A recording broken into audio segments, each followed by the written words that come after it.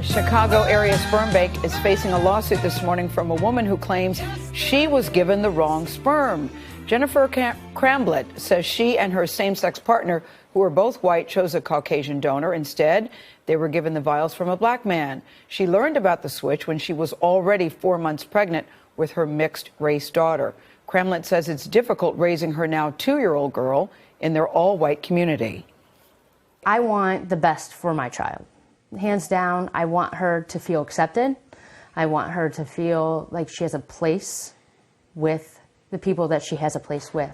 White, black, Asian, whoever she feels comfortable around, I want her to have that.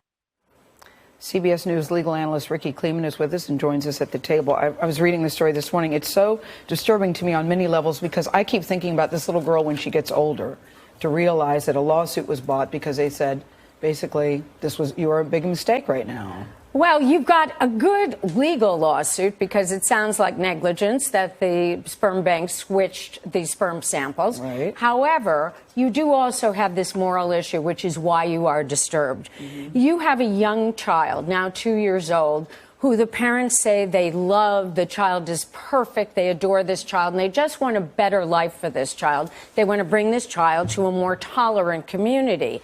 But the lawsuit is called a wrongful birth lawsuit. So I say when the child is 18 or 13 or at some other point, and the child hears that there's a suit where she's called a wrongful birth.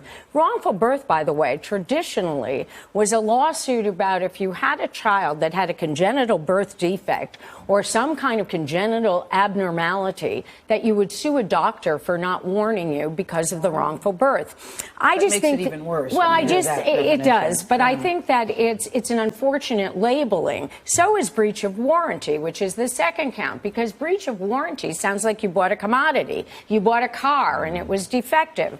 What they are saying, though, and they're very sympathetic, these two parents, you have a lesbian couple who both had had difficulties with men, abused by men when they were children. They wanted to use a donor of sperm.